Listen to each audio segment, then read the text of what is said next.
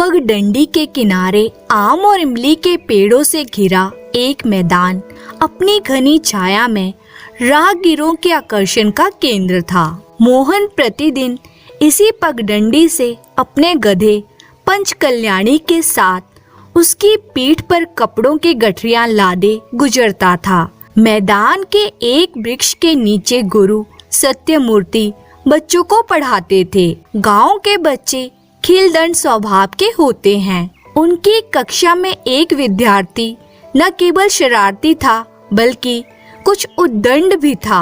गुरु सत्यमूर्ति जी एक दिन जब कक्षा ले रहे थे तो उन्होंने उस बालक से कहा, अपनी शरारतें तथा उद्दंडता छोड़कर पढ़ाई में ध्यान लगाओ तो जीवन सुधर जाएगा, वरना वैसे मैंने अच्छे अच्छे गधों को आदमी बनाया है। पगडंडी से गुजरते मोहन के कानों में गुरुजी का अंतिम वाक्य पड़ा, मैंने अच्छे अच्छे गधों को आदमी बनाया है। अब धोबी मोहन सोच में पड़ गया। उसके दिमाग में खलबली मच गई। उसने सोचा, यदि मेरा गधा पंचकल्याणी आदमी बन जाए तो हम दोनों मिलकर अधिक कपड़े धो सकेंगे और कपड़े अधिक धुलेंगे तो पैसे भी अधिक मिलेंगे। यदि ऐसा हो गया तो मैं धोबी से सेठ बन जाऊंगा। गांव वाले मेरे भाग्य पर ईर्ष्या करने लगेंगे, किंतु क्या ये संभव है? लेकिन गुरुजी तो कह रहे थे। ठीक है, मैं अपने मित्र राम से पूछता हूँ, वह सही सलाह देगा। वे अपने मित्र राम के पास चल पड़ा और उससे पूछने लगा। राम उसकी बात सुनकर उसके भोलेपन पर मुस्कुरा पड़ा। उसने कहा, मित्र, ये संभव नहीं। किंतु मोहन अपनी बात पर अड़ा रहा। उसने कहा, मित्र, गुरुजी ऐसा कह रहे थे और गुरुजी कभी झूठ नहीं बोलते। वे अवश्य ही ऐसी कोई विद्या जानते हैं जिसके द्वारा गधे को आदमी बनाया जा सकता है।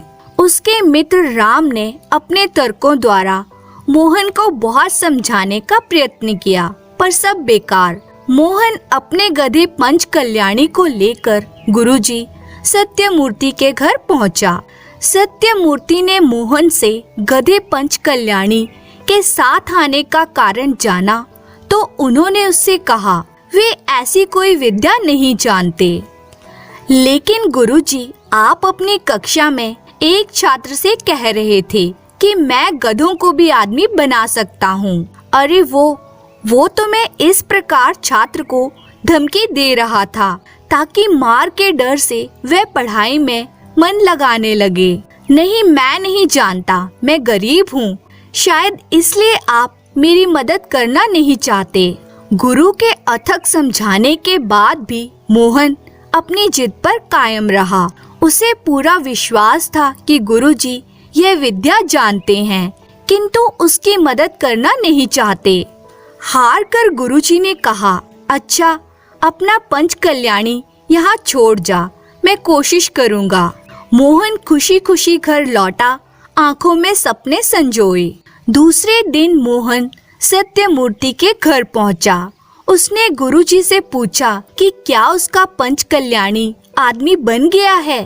सत्यमूर्ति ने उससे कहा, हाँ मोहन, तुम्हारा गधा पंचकल्याणी बहुत बड़ा आदमी बन गया है। कहाँ है गुरुजी? पास ही के गांव में। वे वहाँ का मुखिया बन गया है, वहाँ जाकर उससे मिल लो। मोहन तुरंत उस गांव की ओर चल दिया। उसने देखा एक हट्टा कट्टा आदमी कुछ लोगों से घिरा उनकी बातें सुन रहा है और आवाज में रौब था। उसने समझ लिया वही गांव का मुखिया है, इसलिए गांव वासी आदर की मुद्रा में खड़े थे। मोहन का हृदय खुशी से झूमने लगा। उसने सोचा, अभी मेरा पंचकल्याणी लोगों की समस्या से उलझा हुआ है। जब वे मेरी ओर देखेगा तो दौड़कर मेरे पांव छुएगा और क्यों न वह सम्मान देगा मुझे। आखिर मैंने ही इस गधे को गधे से आदमी बनवाया है। मुखिया जी अपने काम में व्यस्त थे। काफी समय पश्चात मोहन ने जब देखा कि वे उसकी ओर ध्यान ही नहीं दे रहे तो उसने हाथ के संकेत से उनका ध्यान अपनी ओर आकर्षित करना चाहा। निष्फल होने पर मुख से श की ध्वनि निकली तो मुखिया का ध्यान उसकी ओर गया। उन्होंने देखा कि एक अनजान आदमी वहां खड़ा उन्हें कुछ इशारे कर रहा है। गांव वालों का ध्यान भी उस ओर गया। वे उसके इशारों की भाषा नहीं समझ सके और नया व्यक्ति समझकर पुनः अपनी बातचीत में व्यस्त हो गए। मोहन ने स्वयं को उपेक्षित, अपमानित महसूस किया। वह क्रोधित हो उठा। उसी की बिल्ली और उसी को म्याऊं। उसने जोर से पुकारा, ए पंच कल्याणी, इधर आ। मुखिया और गांव वालों ने इधर उधर देखा। उन्हें पंच कल्याणी नाम का आदमी नजर नहीं आया। मुखिया ने भी अपने आसपास देखकर मोहन की ओर पुनः देखा। अबे गधे, मेरा मुंह क्या ताक रहा है? तुझे ही बुला रहा हूँ, इधर आ। उसने मुखिया से कहा। अब गांव वालों को क्रोध आने लगा। मोहन ने फिर डांटने के स्वर में उल्लाहना देते हुए कहा, अबे मूर्ख, गधे से आदमी क्या बन गया? अपने मालिक को ही भूल बैठा। चल इधर आ, नहीं तो अभी आकर तेरे कान खींचता हूँ। कोई परदेसी उनके मुखिया का अपमान कर रहा है, उन्हें गधा कहकर संबोधित कर रहा है। यह देखकर गांव वालों का पारा सातवें आसमान पर पहुंच गया। उन सभी ने मिलकर मोहन की अच्छी तरह से धुलाई की और गांव के बाहर धकेल दिया। मोहन अपने भाग्य को कोसता कोसता गुरु सत्यमूर्ति के द्वार पर जा पहुंचा। हाथ जोड़कर बोला, गुरुजी, मेरे साथ मेरे गधे ने धोखा किया है। आप कृपया कर मेरे पंच कल्याणी को पुनः गधा बना दीजिए। और सारी आप बीती उसने गुरु को कह सुनाई।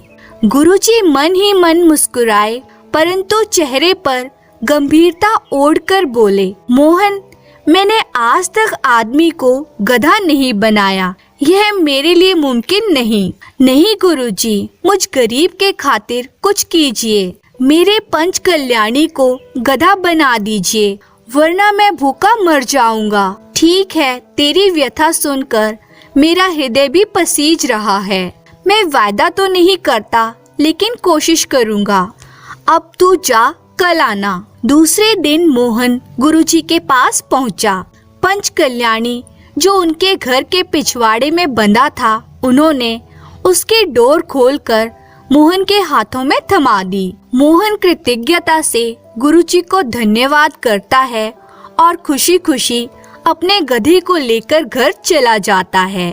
धन्यवाद। एक ब्राह्मण था, उसकी 2 स्त्रियां थी। पहली स्त्री मर चुकी थी। उसके 2 बच्चे थे, एक लड़का एक लड़की। दूसरी स्त्री की एक लड़की थी। वह लड़की बदसूरत और कानी थी, पर सौतीली लड़की बहुत सुंदर थी। उसके बाल सुनहरे थे, इसलिए आस पड़ोस के लोग उसे स्वर्णकेशी कहकर पुकारते थे। उसकी माँ मर चुकी थी, इसलिए सौतीली माँ का व्यवहार उन दोनों भाई बहनों के प्रति बहुत बुरा था। स्वर्णकेशी के भाई को तो उसने मार मार कर भगा दिया था। स्वर्णकेशी को भी वे चैन से नहीं रहने देती थी। उसने एक मेंढा पाल रखा था। स्वर्णकेशी को रोज मेंढा चराने के लिए भेज देती, लेकिन उसकी अपनी लड़की मौज मस्ती करती। स्वर्ण सौतीली माँ के इस व्यवहार को समझती थी। प्यार तो दूर रहा, सौतीली माँ उसे भरपेट खाना भी न देती थी। कभी स्वर्णकेशी सोचती, अगर मेरी माँ जिंदा होती तो कितना अच्छा होता, और उसकी आंखों में आंसू आ जाते। एक दिन वह यही सोचकर रो रही थी कि मेंढे ने उसे देख लिया। उसने पूछा, तू रोती क्यों है बहन? अपने दुर्भाग्य पर वह और भी रोने लगी। मेरी सौतीली माँ मुझे प्यार नहीं करती, अपनी बेटी को खाना देती है, मुझे नहीं देती। मेंढा बोला, कोई बात नहीं, मेरा कहा मानो। उस पेड़ के जड़ को खोदो, नीचे एक डंडा मिलेगा, उस डंडे से मेरे सींग पर चोट करो। स्वर्णकेशी की समझ में नहीं आया, पर मेंढे ने वाध्य किया। आखिर उसने पेड़ के नीचे खोदना शुरू किया। डंडा मिला, एक चोट मेंढे के सींग पर मारी। फल, मेवे, मिठाई आदि कई खाने की चीजें निकली। स्वर्णकेशी ने खूब छक्कर खाया। बस तब से वह रोज ऐसा ही करती और खूब खुश रहने लगी। फिर तो वह कुछ तंदुरुस्त भी होने लगी, रूप भी निखरने लगा। बात क्या है, एक दिन उसकी सौतेली माँ ने सोचा, मैं इसे खाना भी नहीं देती, इससे इतना काम भी लेती हूँ, फिर भी ये इतनी मोटी होती जा रही है। फिर उसने अपनी लड़की को बुलाया और बोली, तुझे क्या हो रहा है? इतना खिलाती हूँ फिर भी तू मरने को होती जा रही है। स्वर्णकेशी को तो देख। और दूसरे दिन से उसने अपनी बेटी को भी उसके साथ लगा दिया और समझा दिया कि मालूम करना कि वह क्या खाती है और क्या करती है। स्वर्णकेशी सब समझती थी। सौतेली बहन हर वक्त साथ रहती थी, इसलिए मेंढे के पास जाने की उसे हिम्मत न पड़ती थी। शिकायत का डर जो था। फिर 3-4 दिन ऐसे ही बीत गए। आखिर जब एक दिन भूख ने उसे बहुत सताया तो स्वर्णकेशी ने सौतेली बहन को टालने की बहुत कोशिश की और एक बार किसी बहाने से उसे दूर भेज दिया। वह चली तो गई पर थी बहुत होशियार, आंखें उसके पीछे ही लगी रही। उसने केशी को मेंढे के सींग पर डंडा मारते और मिठाई खाते देख लिया। लौटते ही बोली, केशी दीदी तू क्या खा रही है, मुझे भी देना। केशी ने थोड़ी मिठाई उसे भी दे दी। संध्या को दोनों घर लौटी। माँ ने हमेशा की तरह अपनी बेटी से पूछा, कुछ मालूम हुआ? हाँ माँ, बेटी तो पहले से ही कहने को तैयार थी। बोली, केशी मिठाई खाती है और उसने सारी बात बता दी कि किस प्रकार मेंढे के सींग पर डंडा मारकर वह मिठाई खाती है। सौतेली माँ मेंढे पर बिगड़ी, उसे जिंदा नहीं छोड़ूंगी। उसकी बेटी इस पर बहुत खुश हुई। स्वर्णकेशी तभी से उदास रहने लगी। वह मेंढे को हमेशा की तरह चराने तो ले गई, पर दिन भर पेड़ के नीचे बैठी रोती रही। उस दिन उसने मिठाई नहीं खाई। मेंढे ने उससे पूछा, तू उदास क्यों है बहन?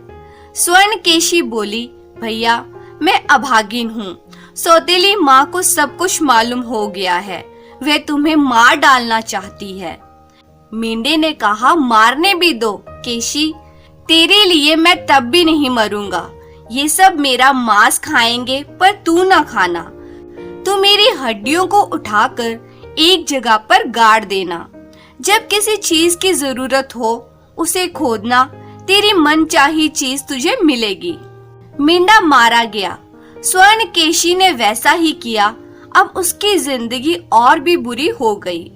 पहले तो वह मेंढे के साथ वन में जाकर मन बहला लेती थी, अब उसे घर में ही काम करना पड़ता था।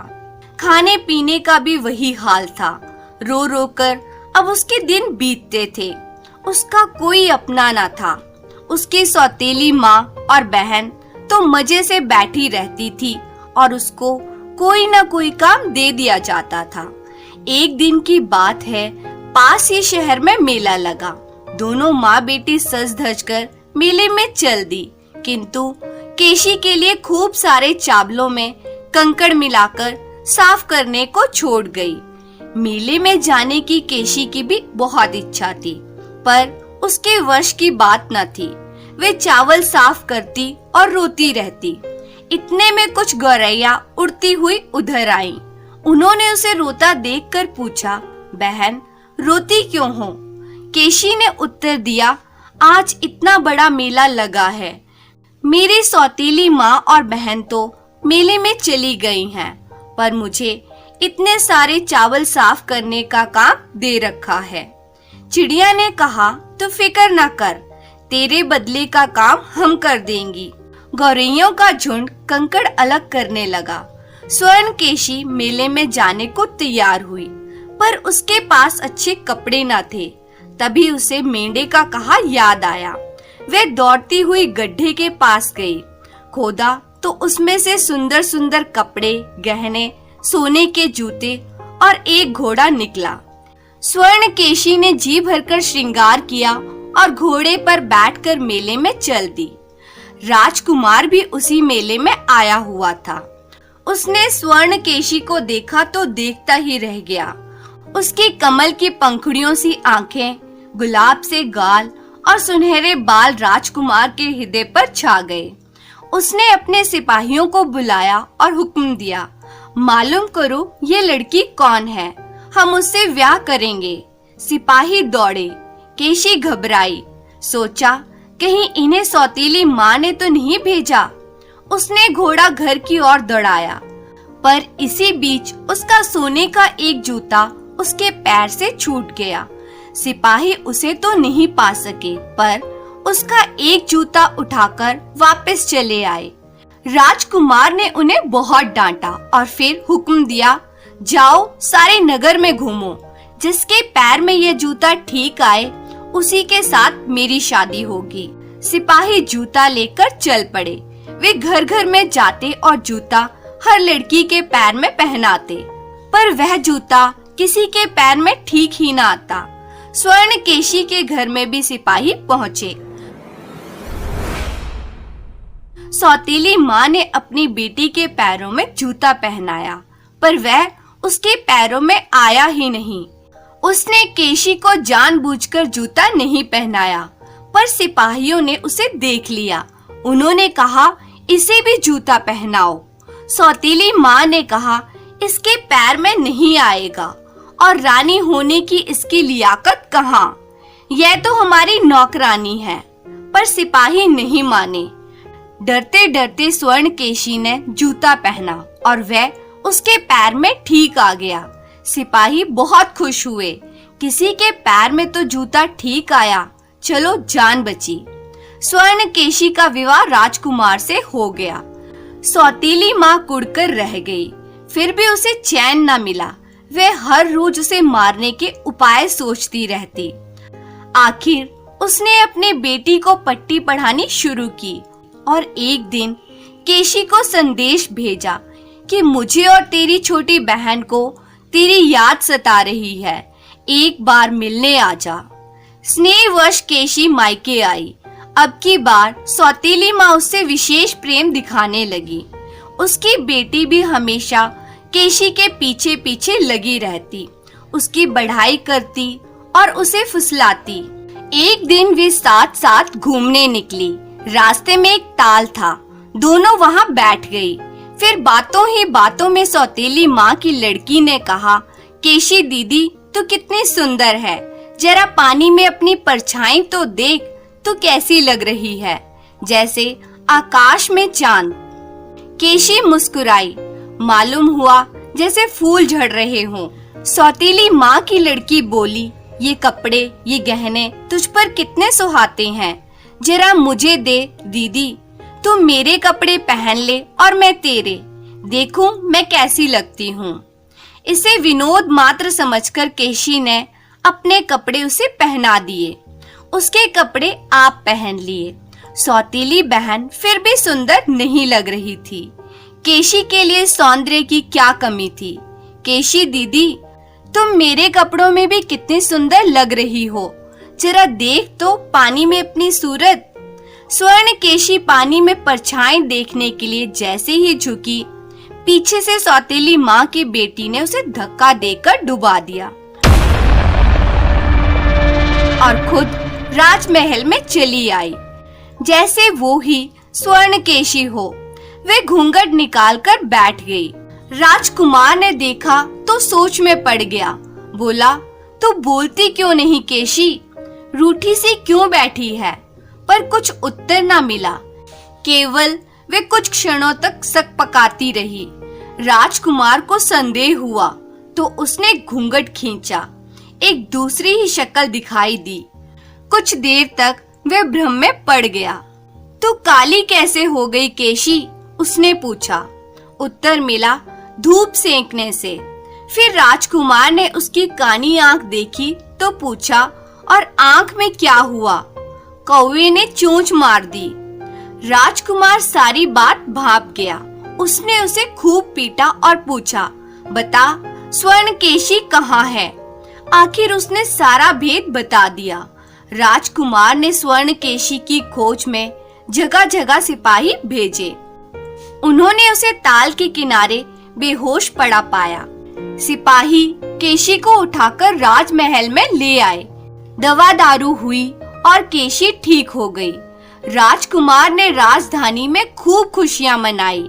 इसी बीच स्वर्णकेशी का भाई ताल के पास पानी पीने आया। उसने पानी में हाथ डाला तो हाथ में सोने के बाल आए। उसने बाल देखा और वर्षों की याद ताजा हो उठी। ये बाल तो मेरी बहन के बालों जैसा है। उसने सोचा, ये यहाँ कहाँ से आया? कहीं वह मर तो नहीं गई? वह बहन की याद में बावला हो उठा। रोता कलपता सौतीली माँ के पास गया और बोला, मेरी बहन कहाँ है? सौतीली माँ ने जवाब दिया, मर गई। भाई को विश्वास हो गया। उसने मेंढक की खाल की डफली बनाई और उसे बजाता हुआ जगह जगह बहन के दुख में गाने गाने लगा। वह गली गली कूचे कूचे गाता फिरता। एक दिन वह बहन के राजमहल के पास से इसी तरह गाता हुआ गुजरा। बहन ने भाई की आवाज पहचान ली। उसने उसे लेने के लिए सिपाही भेजे। सिपाही ने कहा, रानी ने बुलाया है। भाई बोला, मुझे क्यों ले जाते हो? मैंने किसका क्या बिगाड़ा है? खैर, उसे पकड़कर लाया गया। भाई ने बहन को देखा, बहन ने भाई को। दोनों एक दूसरे के गले लग गए। राजकुमार इस मिलन से बड़ा प्रसन्न हुआ। उसने स्वर्णकेशी के भाई को उसी दिन से अपना मंत्री बना लिया और वे प्रेम से रहने लगे। धन्यवाद।